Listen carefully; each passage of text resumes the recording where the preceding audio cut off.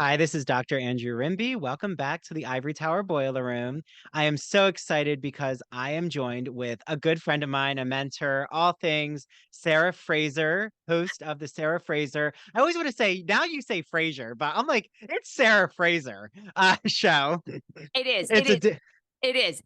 You know what? It's so funny too. My grandparents, I don't know, somehow it morphed into Fraser, but it is actually pronounced Fraser. It's like Brendan Fraser, who I have to go and do a genealogy, like a 21 me. I swear to God, we're going to be like, 8 cousins removed or something. you're going Uh, to be linked. I guarantee we're going to be like, I feel like we sort of look alike, which I know is not really that great of a comparison since he just did a movie where he was like 400 pounds. He was like the whale. But anyway, we do sort of look alike, right? Well, Sarah is all things in my life, pop culture. She is a TLC head. She just is obsessed with TLC and I love it. Sister Wives, 90 Day Fiance, but she also does really love Bravo and the Real Housewives. So a lot of you on my show, you love the Real Housewives. We have Housewives updates, Sarah. Going to Jackie Goldschneider's book signing soon, and Jackie knows it. So maybe I'll have Jackie on. I'm friends with Lindsay, the housewife historian, who everyone's going to be introduced to soon. I've had Ebony K. Williams on, Dana Wilkie, David Yontef, who you do your joint housewives show with. Mhm. We also talk about really risque topics. Sarah and myself, we're not afraid of having porn industry people on. So, Sarah, without further ado, I just need to know, you're in Los Angeles. You're at the scene of the crime, at the writer's strike and everything going on. And there's just so much in the news right now. I mean, Drew Barrymore just did her mea culpa of, you know what, I'm Yeah. not going to go back to air. And what is happening? Like, why do you think it got to Drew Barrymore? Like, what Well, was it- happening? I'm actually a SAG-AFTRA member and have been for nearly 2 decades. I'm on the news side because I still am a contributor for Fox 5 DC. So anybody in the DC region listening to this, I appear like every Tuesday night and I do their Good Day DC show. So I've been a long time SAG member, but we've been exempt from this because I'm in the news category.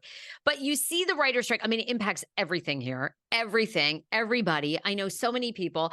Look, I mean, I don't know how I feel about the whole Drew thing because I have to think Drew knew. Well, I don't know why you announce it and then backtrack. I mean, you have to know. Every fucking person knows. I mean, this is like you are a, academia. I mean, everybody knows going back to like Jimmy Hoffa. I mean, if you cross the picket lines, you are a scab. I mean, that is, but I almost feel like people just are so dumb they don't know our history. It's like to me, I don't know why, if she wanted to come back, because their argument, Bill Maher did a reversal, Jennifer Hudson's done a reversal, Sherry Shepherd is also done a reversal, although I think Sherry and like the Tamron Hall show, they might be exempt because they were considered something else. Anyhow, and Drew's show, their argument is this: there are a lot of people that are on the payroll that are not part of the SAG-AFTRA or the writers union. And what about them? And to Drew and Bill's point, it's like even with those guys putting up money, right? I mean, you're talking hundreds and hundreds of thousands of dollars in salaries biweekly. Money goes real quick. So I don't understand. To me, Drew, like, had to have known. She's been in the business a long time. Either do it or don't do it. Now, I do have a theory. Maybe with the threat of coming back and then pulling back, it raises even more awareness and buzz. Maybe it's putting more pressure. Maybe it's more strategic than we think. And it's putting more pressure on the entire situation, upping the ante, like we have to get this resolved. And, Bill Maher came out and said, look, they've gone back to the table. They are negotiating as we speak. And so I'm going to hold off in hopes there's a deal. But, I saw this LA Times article that was like, oh, Drew Barrymore has built, 2 decades of her career on being nice and one day to destroy it. I'm like, most people in America are not members of SAG-AFTRA. In another year and a half, when this is resolved, no one's going to give one fuck. And Drew has probably one of the highest watched talk shows, and it will continue to be. So, Well, and that's she'll my be fine. speaking of talk shows, this is where I do, if you can, like, you are a SAG-AFTRA member, Hmm. and the clarity for me, it is tough. Like, you have someone like a Whoopi Goldberg, who's an actress on The View. I feel that the pressure is now just starting to creep in with all these other shows. Like, okay, wait, but why is this show still allowed on?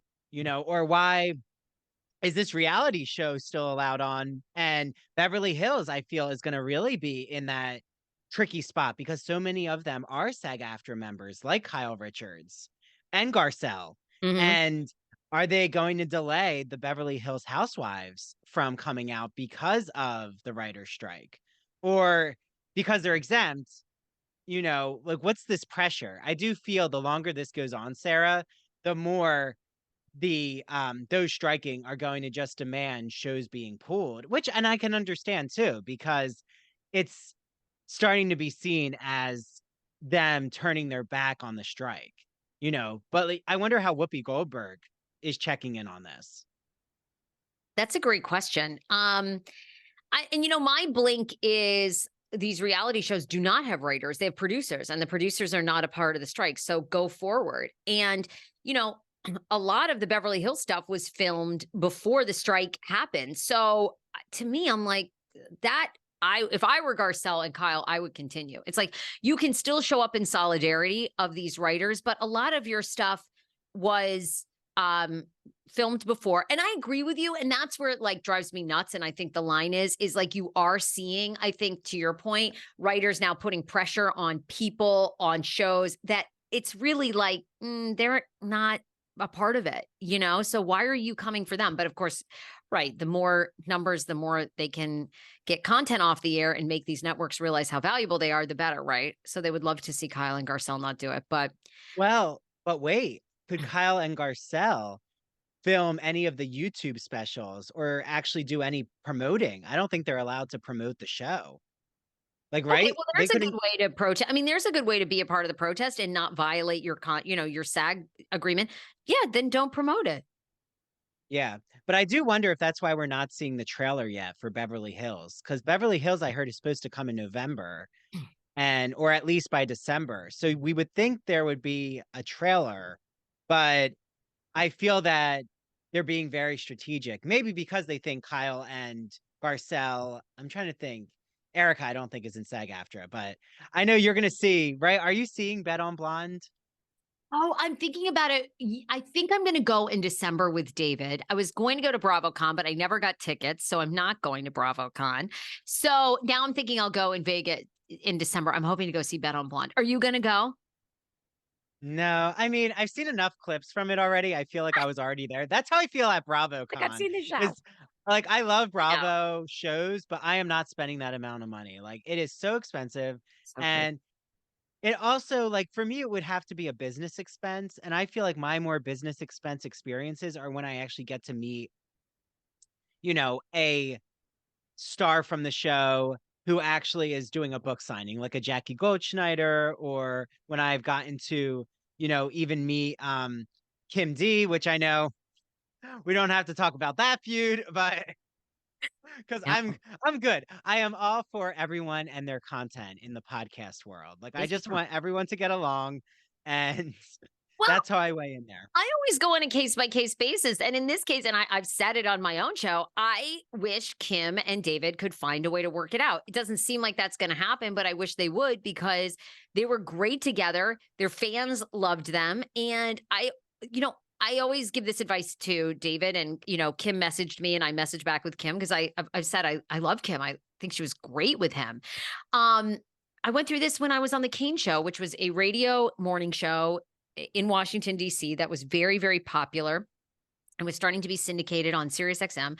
And then we all had a huge falling out. And the show was never the same after I left, after another host left. It just never was. And it's too bad when you have something that's working and is magical and you guys have chemistry. I always think we should have therapists for work. I mean, we should because we spend so much time with people that we work with, and then we're expected to resolve conflict, and especially in the entertainment business, try to work it out. And, we're not experts in human nature, So I told David, and I would tell Kim this, like, I wish you guys would hire a therapist and like work it out and come back because you guys are great together. I agree. Well, and I always feel these are lessons for me, Sarah. Like even with my interns, I had I had to put a boundary with someone I was working with. I won't mention the person, but I just wished this person all the best, wanted to separate peacefully. And it really taught me a lot, Sarah, of expectations that I have in the workplace, being more honest and transparent of like, here are my deadlines, here's the schedule. And when it comes to pay with, guests on your show, you just have to have that conversation. Like, I feel like everything has to be discussed. And what the problem is when mind reading happens. And I'm Ye- not placing blame on anyone, but I think that if you think you you start to find out that you're making a certain amount of money and you had never been exposed or understood where that money stream was coming from. Again, just like let's have the conversation, let's try to resolve, let's compromise. But that's why you're right. We need an industrial psychologist. Like that's what they are Yeah, trained for. And totally. this is even why I think should there be a podcast union? Like I don't That's even know if there's any call even for podcasters to be united because we really are freelancers. There is no. That's a great point, I guess. That's a really good point. And I mean, I feel like the industry is so young, like that it might get there for sure. But I think it's so new, you know? It's still people are still figuring it out. I think they're figuring out who are going to be the big company players. Yeah, it's kind of hard to figure that out. Well, do you feel that with the writer strike, I feel it could go in two ways. The longer the writer strike goes on, which I was hearing this could go until the winter and Me too. even longer, um, that so many are going to enter into podcasting, or they actually are entertainers not allowed to enter into podcasting because it would create new work for them. That's again, like I don't know where the line is because then I heard Jimmy Fallon was going to have a podcast. He is with Jimmy Kimmel. I think it's already out. Jimmy Kimmel, John Oliver, Seth Meyers, and Jimmy Fallon all are going to do a podcast. I think it's already out. I don't even know what it's called, but yeah, I mean that's a great question. And I don't know where the gray is for them. I would think because podcasting is not unionized that they could do that. And I think, yeah, my opinion as somebody who's been podcasting almost 8 years now, and when I started, I mean, I had colleagues from the radio world be like, "Oh my God, this is the kiss of death. Like, why are you doing this? This is so beneath you. You need to be on a radio station. This is such a bad look." And, like there was a moment where I thought they were right. I mean, it was very hard to get sponsorships at first. It was not like it is now where you can sign up for some of these podcasting distributors and you can start getting ads immediately and making some revenue. So I think we're going to see a lot of people enter the podcasting space. It's going to be very competitive for the next year. And then I think you're going to see a lot of people drop out because as you know, it's podcasting is a tremendous amount of work and it doesn't end with just putting your episode out. If you're doing that as a hobby or if you're doing it to drive business to another business that you have, once a week is great. But if you want to make this a full-time thing and be impactful and you're not a major star, it's a ton of work.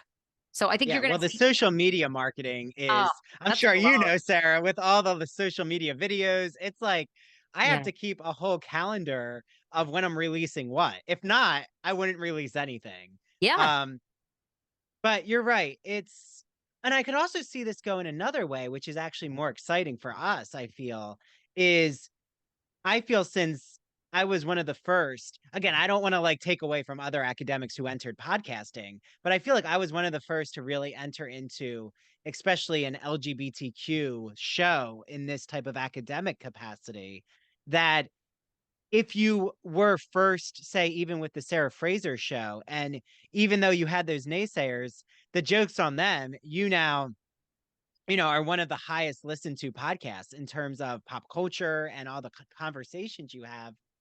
Are we kind of setting the standard? Like, are people going to now tune in more to our content because they're in need of listening to these recaps? Or they're like, wait, but where's my show? Even Dancing with the Stars, Sarah, I just saw they're all picketing Dancing with the Stars right now. Like those who are striking are now saying, why are you all filming? And they're now getting pressure because of the SAG-AFTRA members, Allison Hannigan, Mira Sorvino, and I think Matt Walsh is the actor. I don't really know his work, but they're now picketing because there's actors on Dancing with the Stars. I don't know. I'm not sure how I feel about that. Like, I feel like, if the show is not a SAG after show, they're not scabs. I mean, they're not, if the show doesn't have writers, they're not, they still can be in solidarity, but they have this other job. That's where I'm in disagreement of this strike. I'm in agreement of, because it's funny to me, like a lot of these streamers don't want to share numbers, right? So like you get paid a fee and you don't know if that show is a #1 hit or a tank. And that's so strange to me because when I worked for iHeartRadio and when I worked for Cumulus Media, you always got a bonus structure based on the number of listeners. They were always transparent with that. And so if, I don't know, whatever the bonus, I don't even remember, but let's say you had to have 500,000 people listen to you that month and then you got a $10,000 bonus. I mean, they were sharing those numbers. So it's odd to me. That's where I disagree. I think AI is an issue. And residuals, I mean, they should be getting, the residuals. I was on HBO, one episode of HBO's Crashing, which Pete Holmes, the comedian, did. I get residuals. I mean, it's like $1 a month, and I mean, look, I was only there a day. I mean, but I wonder if the residuals are good for like Pete Holmes and maybe for those couple of stars that did it. I don't know. But, well, do you know who where I disagree with them? I think that's insane. Like Dancing with the Stars was never set up to do that. And like, these guys are still, they've been longtime SAG-AFTRA members. They've contributed, they've helped. I mean, give me a break. Well, and do you know the Jess Cagle show? He's Mm, like, oh, he's an interviewer, but he's on Sirius, and now he's under Radio Andy. okay. And Fran Drescher was interviewed. This is like a few months ago, but I thought it was one of the best interviews ever. First, I'm just so appreciative of Fran and learning about like all the bills she passed in Congress and her like the breast cancer awareness. I mean, she's a fascinating person. And this isn't her first time of doing advocacy work and worker strikes. So what I found though is exactly what you said. It really is coming down to artificial intelligence. It's coming down to how much can you use our image and what's going to happen with these streaming services. So I really think all of this had to be laid out. All of it has to air. This is also something though at the university, artificial intelligence has become such a buzz word, but also how are students going to use it for writing and how can we use it for education tools? And are they going to take away writers' jobs? I mean, it really is affecting every industry. And I do wonder though, what are we seeing, Sarah, with like even Sirius XM? Because at one point I thought, oh, maybe my podcast could be bought by Sirius. But then Yeah. I saw all of these people leaving Sirius, like Amy Phillips, Michelle Collins, and they're now strictly on podcasting and Patreon. And I'm wondering, why do you think so many? I know you had an affiliation with Sirius, but what is going on with Sirius? Because it seems like they've really been in hot water lately. Well, I think having been independent and having worked for for major companies, Cumulus Media, iHeart Radio, I still work for Fox. They have their challenges too. And, being an independent has its challenges as well. I love the balance that I have now of like having my own business and also working for a big corporation. You know, Sirius XM, it's hard, right? Like everybody thinks like, oh my God, they're rolling in the cash. I doubt that they are. I mean, to be honest with you, Howard Stern is their biggest personality. And, Howard is 70. I mean, like they're praying Howard goes until he's like 80 because, Andy is amazing, but I can guarantee Andy and his network and Jeff Lewis don't bring in probably even a quarter of the signups that like Howard does, right? So, they have their challenges. And I think, the hard part is I don't know what people's deals are at Sirius. Like, I don't know if you can work for Sirius full time and then have your own podcast show, or you have to pick one or the other. When I worked for iHeart in those places, you know, they owned everything. And I think people are seeing the advantages of owning your own content. And honestly, I feel like that's where it's headed, because every generation is watching traditional television and SiriusXM less and less and less. They're going to YouTube, they're going to TikTok, we'll see if X shakes out to be anything. I just don't know that they're going to watch and listen as much. So I don't know a lot of why these people are leaving. I don't know if they're not being renewed by the company, if they don't like what the company is telling them, but when you work for a company, I always had one of my coworkers who was at Fox, always told me about our bosses at Fox and Fox 5. He always said, it's their candy store. Okay. You just work there and they can put anything they want in the candy in the front of the candy shop. Okay. Even if you know you're an expert in, like, you know, taffy sells, but they don't want to feature taffy, it's not your candy store. So they're going to put whatever they want in those front windows, and your job is to smile and sell it. And if you don't, you can exit the door and go start your own taffy store. But that comes with challenges too. Well, and this is the hardest part of even me getting hired full time at a university is a lot of universities now, guess what? They want podcasts, but they want podcasts under their own brand. It has to have only their professors, their faculty. And I kind of predicted this would happen. Like I always say, academia will take 5 years for new ideas. Like it just is this trickle down process. So eventually, I wouldn't be surprised, Sarah, if every professor has a podcast that they have in their classroom, but it's under their corporation. It has to be under the university's marketing. And what I love is what you love is the freedom. I mean, if someone told me, Andrew, you can't interview Marianne Williamson. Oh, you can't interview this guest. This is someone who, you know, does not have diverse opinions or has stepped in it. This happens. And I would not want anyone really controlling my content. But there's also the risk of then you having to raise your own money and have that entrepreneurial spirit. There's It's pros hard. and cons. It's hard. Yeah, it's a very hard, and not everybody is an entrepreneur. Even though if you're on TikTok, you think, oh, I should be an entrepreneur. It sucks. It's very hard. I bet, you know, I never thought I was going to be an entrepreneur. I worked for big media companies for years. I got a paycheck every 2 weeks and I loved it. I didn't have to think about, you know, what am I going to do about sales? I got to look into the sales company. I got to get an LLC. What do I have to pay tax on? What do I do? You know, I mean, it is not for everybody. And, you know, to your point, I don't think there's anything wrong with, you know, I love if there was a podcasting company or a university that wanted to partner with you or wanted to partner with the Sarah Fraser Show and wanted an ownership in the show, that's fine. It's like, but what are they going to do for you? And what happens a lot of times is they go, oh, well, we have 20,000 students on our campus and we're going to put you on the campus, you know, website. And we have 400,000 views a week, you know, and it's like, okay, but is that translating to anything? How, if you're going to have ownership, you have to do a lot more than that now. I mean, you know, you've got to be helping me generate sales. You've got to be including me in your pitch at other places. You've got, you know, if you're going to be in it as a partner, like you using your social media does not help me. So I think, and you're seeing that with podcasting companies, you're seeing a lot of people bounce from podcasting companies because they do all the same. Oh, we have this podcasting network. You're going to be on our network. We're going to help you get guests. They're not. They're going to help you do sales, which is extremely helpful. And then you have to negotiate your ad revenue split that you're going to do.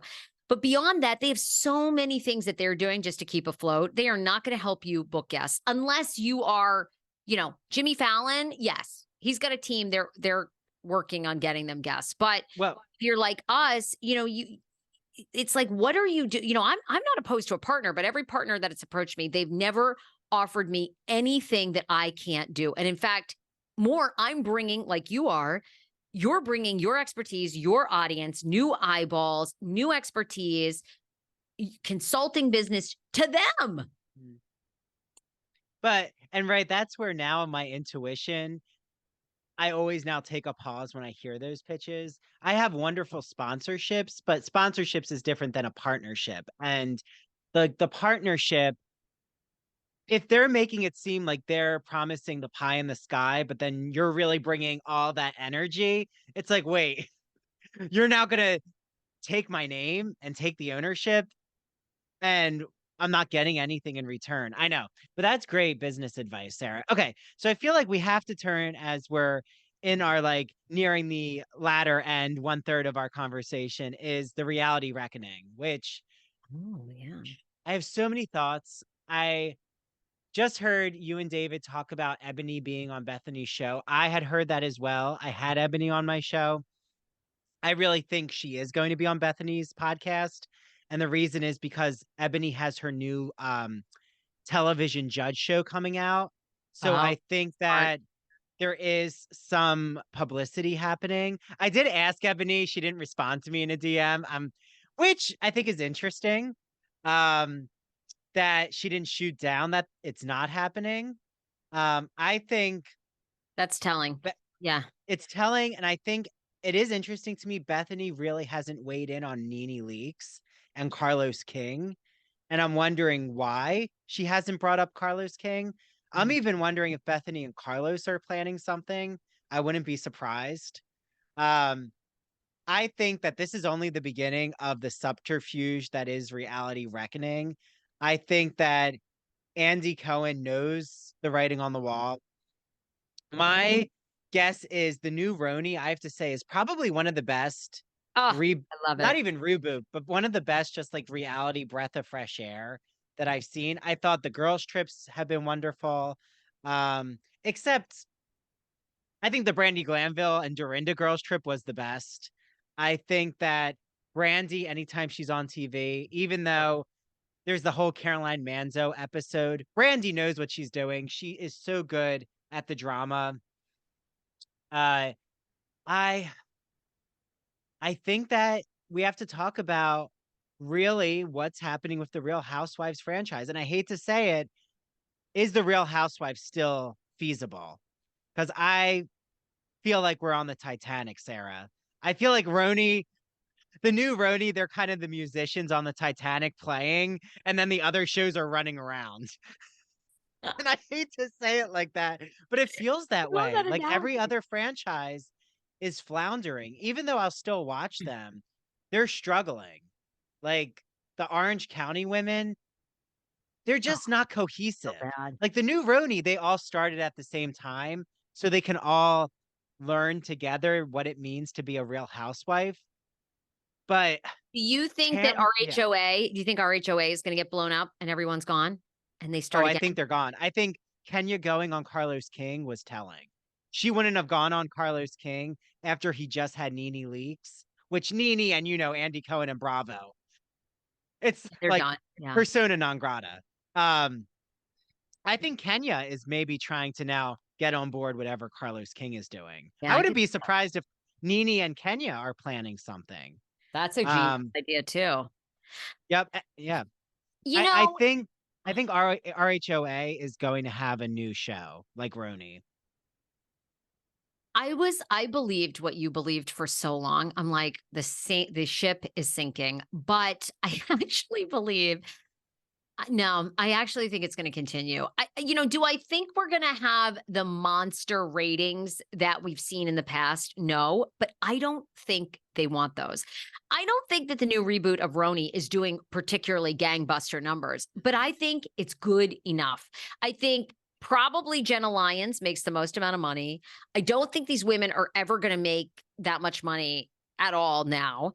And I think it's great for their brands, even if, they have the Bethenny clause and, they a portion of it is owned by Bravo, or, if they promote it, Bravo gets something. I think Salt Lake is doing well enough. Beverly Hills is going to do well. I think you're right. They're going to blow everybody out of RHOA. They're going to keep Candy Burris as a show, Candy and the Gang or whatever. They're going to keep that show. Maybe they're going to rework some of the women. They want to keep Kenya. But I think it just has such a cult following I don't think it's going away. I don't think that the ratings are ever going to be as big, but I do think Housewives has another decade in it. I just do. I know that's like an unpopular take, but I think it does. Well, and no one is talking about that god awful show. No offense against the women, but the Real Girlfriends of Paris. The Real Girlfriends of Paris Never will. is, but it is what I think allowed for the new RHONY women to exist. Like, I think that was a whole just let's see what happens with like young women, but they like tried it in another country because it was probably cheaper and they just wanted to see what happened with this cohesion. But I do think that with the new RHONY, I agree that Leah definitely is going to come back. I think Leah will come back. You I do? think that there's an appetite for the nostalgia. She's not nostalgic, but I think for someone from the older franchise just to like step in, I don't know if she'd be a full cast member, but I could even see like if Ebony, like I'm surprised that like they didn't even have Ebony really part of like even handing the baton. Like I thought it would have been cool if Leah and Ebony were at like the first dinner and we are like, okay, we wish you the best, ladies. And they broke the fourth wall, but I also think the fans are so torn with Ebony and Leah, like they're polarizing, They're 50% so, like them yeah. and 50% don't, that they didn't even want to like throw them in the mix. Um, I don't know. I think though the women are working well, but you're right. Jill Zarin on Bethenny's YouTube show has more ratings than any of the new season episodes of RHONY will have. You said it. And I think the ship has sailed for polarizing personalities, although we'll see how Potomac does. But I think, David and I talk about this a lot on the Sarah Fraser show when we team up. It's, I feel like we're fighting over cheese. We're fighting over who came to a dinner. I think Beverly Hills is going to be so light. Yeah, we're going to have the Erica stuff like looming. We're going to have, I think the gay, you said this on when you were on my show. We're going to have the queer baiting Morgan Wade story. Is Kyle gay? Is she not? Will she come out? Are they going to get divorced? I just think the any depth, any social issue, they're going to stay a million miles away from it. And I think, there's another big fight that was filmed with Potomac. And David and I talk about this, and we're like, I don't even think you're going to see that fight. I really don't, because I don't think they even want to go there with a narrative of Black women fighting. I just don't. I think they're going to keep it light, light, light. And even if it works okay that way, they're thrilled. Well, if Lizzie Savetsky, they say she left. I actually have, I can't prove this, this is alleged, Sarah.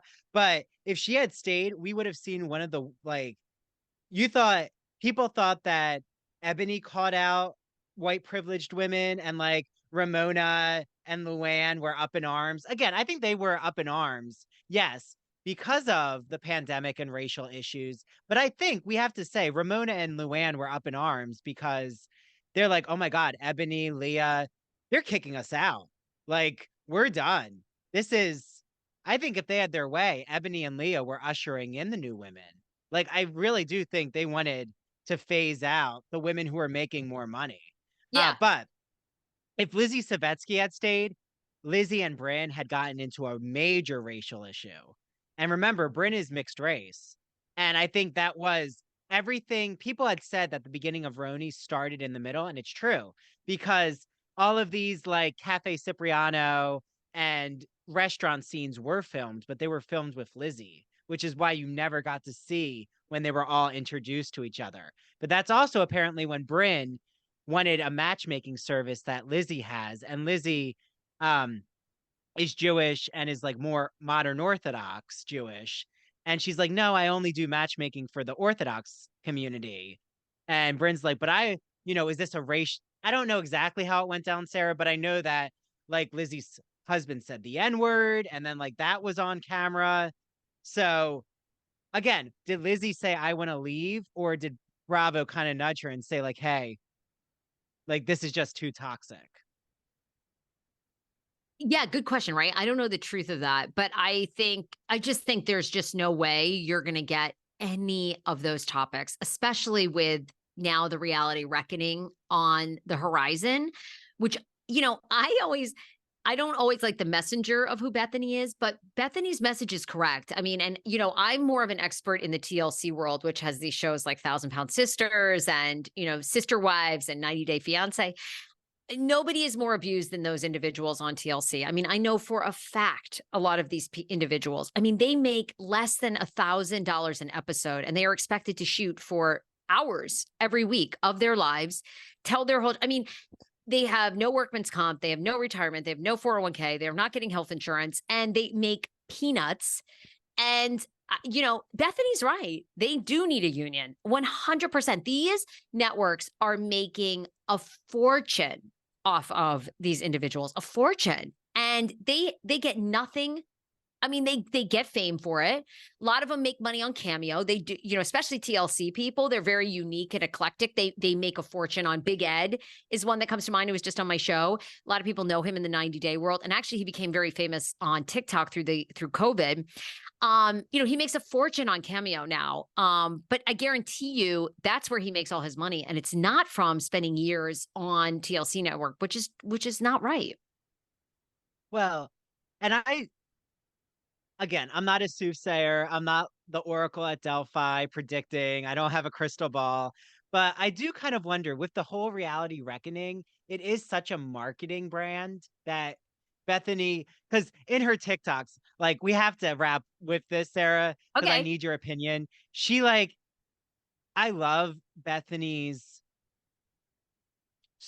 her marketing schemes, her strategies. She tries all these new things, but I never get why she doubles down. Like, why keep doubling down about giving, your used makeup to someone at TJ Maxx? Like, just stop. Like, don't even enter into, unless again, it's her knowing that when she talks about it, those who are anti Bethenny people are just going to keep spewing out her name. So it's like all press is good press. But is Reality Reckoning a new brand she's creating? I've also thought about, is this where Kenya's going to be, and Jill Zarin and Carlos King? Like, is this a production company? I doubt it because No. I don't think I just I doubt it. I mean, it's like we live in a capitalist society at the end of the day. And it's, yeah, we all know companies that form and are usually mid-sized companies that really treat their employees amazing and people like love working there. But at the end of the day, what makes reality TV captivating is that line of, is this exploitative or is this like who the person is? Like, that's why we like to watch, right? I mean, your TLC, right? Thousand Pound Sisters. I mean, part of the reason you're watching is because these two women are morbidly obese. And it's like, God, should we be filming them? But there are people that live like this. They have really crazy personalities. I mean, it's just, I think, I don't know, she, like you said, she might be trying to make it a brand, which is too bad because the message is great. If you want to put yourself on TV, and a lot of these people, yes, some of them are exploited and they don't want to, but a lot of times people like love this. They want to do it. They become consumed by it. They always knew they were going to be on television. Teresa Giudice comes to mind. But they should have some protections, like some, at least get health insurance while you're working, at least, be eligible for workman's comp if something really bad happens. I mean, those are sort of basic things that, I just don't even think Bethenny probably wants to do that. Like, maybe, but I doubt she wants to be giving those rights to people. I think she wants them from other companies, but I'm not sure she wants to give them. Yeah, but I wouldn't be surprised. I mean, I would love if Jill, Zarin, Brandy Glanville, Bethenny, Nene, like if they all ended up on a show together, run by Carlos King. I don't know. We could see it. That'd be amazing. It Yeah. would be amazing. I think that the audience would be absolutely They'd lose their love mind. the nostalgia. Yeah. Oh yeah. Yeah. So Sarah, I feel like you helped clarify so much going on with the writer's strike. I think, I don't you know. know, it's just so ongoing. It's always evolving. I don't think anyone really knows what the negotiations are going to bring, right? We don't really know what's going to be um resolved or even what benefits the writers and the actors get, but hopefully it's just a fairer system. and they don't feel exploited. But I think that's our theme right now in 2023 is stop exploiting workers and industries. So I love it. we shall see though. We shall We'll see. know in a few months, hopefully. Okay. Well, thanks so much. And where can everyone follow you, find you, social media, all that? I would love it. I really love TikTok at the Sarah Fraser Show. You can find me almost everywhere though at the Sarah Fraser Show. And I put out new podcast episodes 7 days a week. So just Sarah Fraser everywhere you find your podcasts. Thanks so much, Sarah. Okay. We'll be in touch. Bye, Bye, you everyone. too. Bye.